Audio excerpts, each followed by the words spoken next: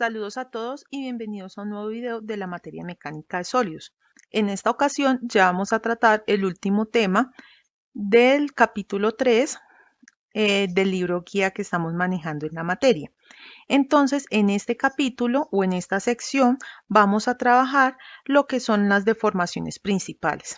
Recordemos que en el capítulo 2 nosotros teníamos la necesidad de establecer cuáles eran nuestros esfuerzos principales, tanto normales como tangenciales, y necesitamos hallar en qué dirección ocurrían estos. Lo mismo pasa con las deformaciones principales. Nosotros tenemos la necesidad de hallar esas deformaciones principales y posiblemente también en donde ocurren también las deformaciones máximas longitudinales y angulares. Entonces, hay dos formas de proceder en este tipo de problemas. Recordemos que en la parte de esfuerzos principales, nosotros podíamos hallar los esfuerzos sigma 1, sigma 2 y sigma 3. Los podíamos hallar usando el círculo de Moore para esfuerzos o usando el problema de valores y vectores principales aplicado al tema de esfuerzos. En esta ocasión podemos hacer lo mismo porque nosotros estamos trabajando en el campo de las pequeñas deformaciones. Si nosotros estuviéramos trabajando en el campo de las grandes deformaciones, esta teoría no es válida y nos tocaría emplear otro tipo de formulaciones. Entonces, vamos a recordar de nuestras secciones pasadas cómo nosotros hallábamos ese cambio de base en otros sistemas. Entonces, si nosotros partíamos de nuestro sistema XY y queríamos trasladar a cambiar de base nuestras deformaciones al sistema X'Y', nosotros hallamos estas fórmulas tanto para las dos deformaciones longitudinales como para la deformación matemática angular o la deformación ingenieril angular. Y nosotros vimos que esa formulación era similar a la que habíamos visto en la parte de esfuerzos principales, en el círculo de Moore y en cambio de base.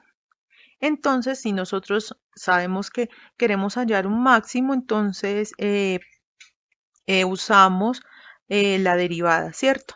Nosotros entonces cuando queremos hallar un máximo en una función, derivamos la función y la igualamos a 0. Entonces nosotros queremos hallar el máximo de esta función de epsilon x'. Entonces la derivamos con respecto a teta y nos da pues estas derivadas.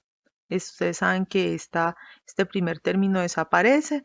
La derivada de este es menos seno de 2 teta por la derivada interna que es 2. Entonces así desaparece este 2 y nos aparece este menos. Y pues 2 veces epsilon coseno de 2 teta, porque la derivada de seno es coseno.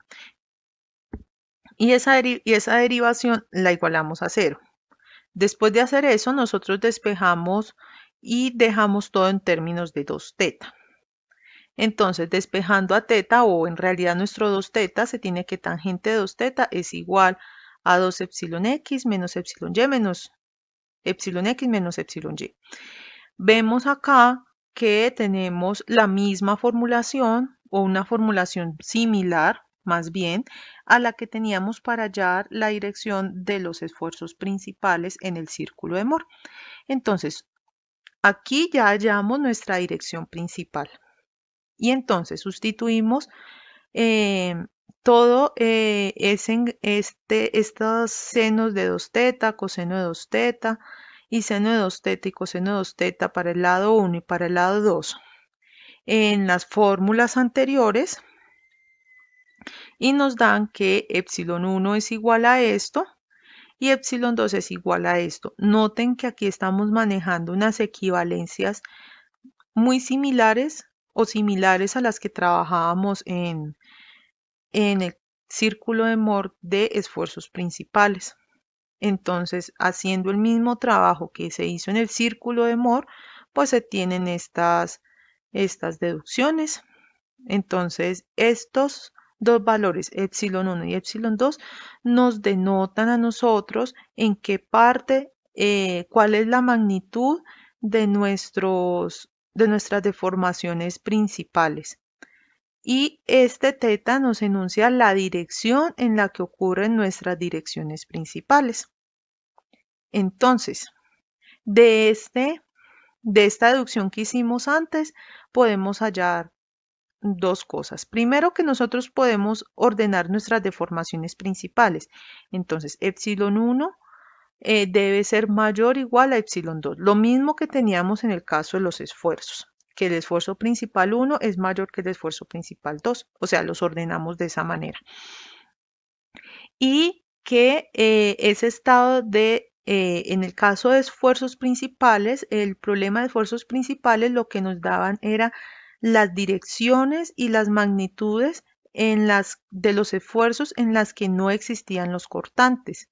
Entonces, pues los esfuerzos cortantes. En el caso de las deformaciones, las direcciones principales nos indican en qué direcciones no vamos a tener deformaciones angulares, ni ingenieriles, ni mucho menos matemáticas. O sea que nuestras deformaciones angulares van a ser iguales a 0, o sea que en esas direcciones solamente vamos a tener deformaciones longitudinales.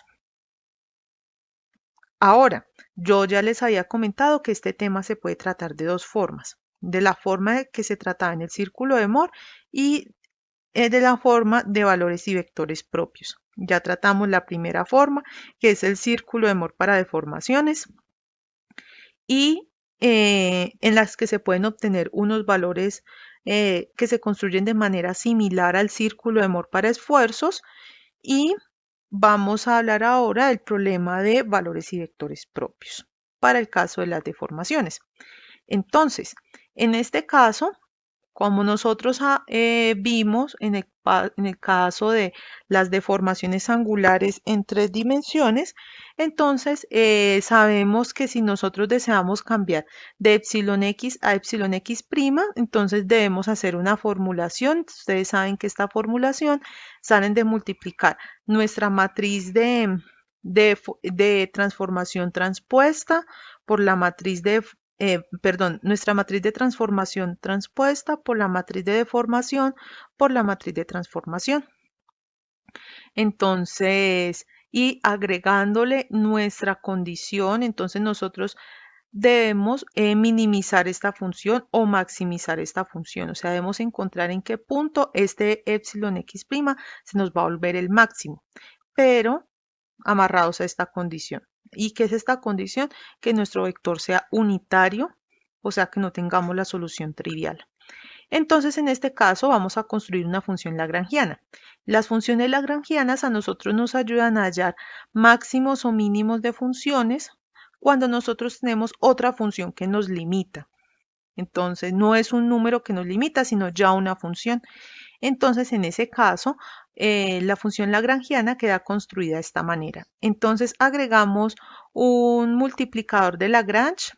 Esto se llama el multiplicador de Lagrange, que en este caso lo vamos a manejar como epsilon n. Y ese lo ponemos a multiplicar por nuestra condición, que es si pasamos todo esto a 0 y lo igualamos a 0, pues nos queda esta condición. Y se la agregamos a la función lagrangiana. Entonces, nuestra función lagrangiana está compuesta de dos partes. La inicial que habíamos planteado, miren, la inicial que habíamos planteado, más nuestro operador lagrangiano que está compuesto por esto.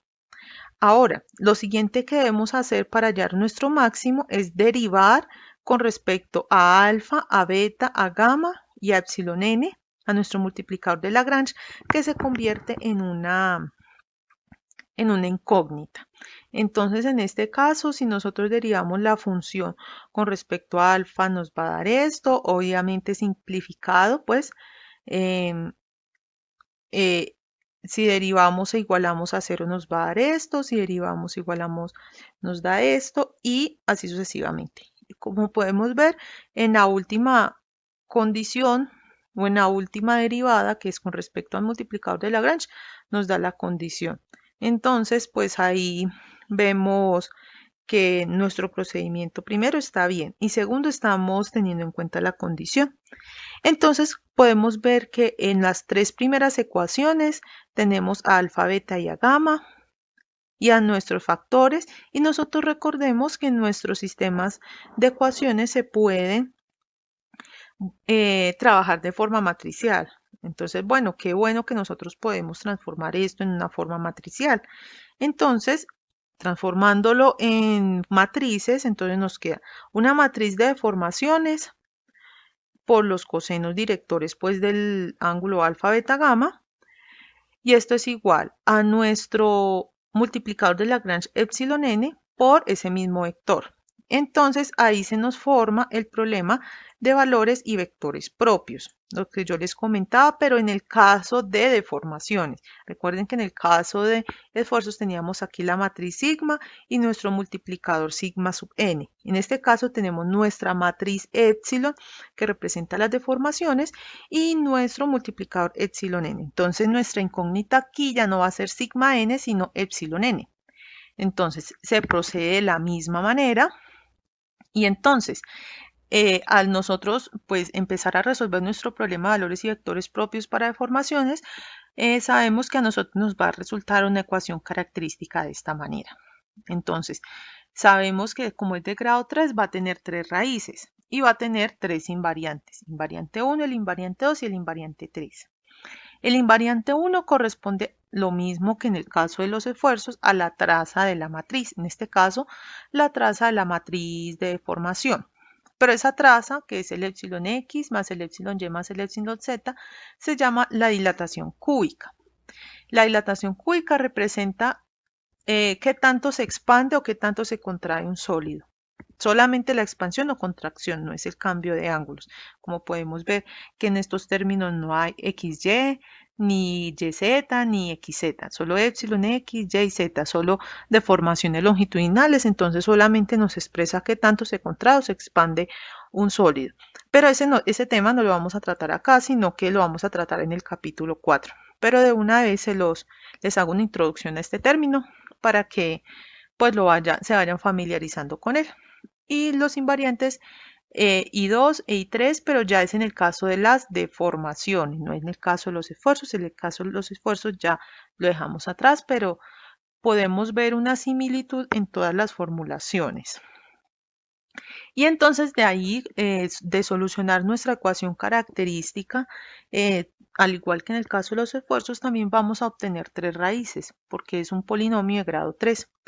Y esas 3 raíces se ordenan también de la forma epsilon 1 mayor o igual a epsilon 2 mayor o igual a epsilon 3.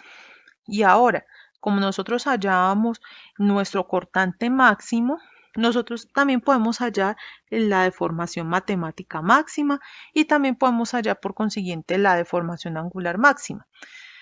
En este caso nosotros hallamos la deformación angular máxima de esta forma, que sería epsilon 1 menos epsilon 3 sobre 2. Y esto ustedes saben que es el radio de la mayor circunferencia del círculo de Moore para deformaciones. En el caso de que ustedes estén trabajando con 2 dimensiones, pues será epsilon 1 menos epsilon 2 sobre 2. Y el ángulo en el que se da esta deformación angular máxima se da en el plano bisector que forman los vectores n1 y n3. Y bien, esto ha sido todo por el video de esta sesión. Espero que les haya gustado y nos vemos en una próxima ocasión.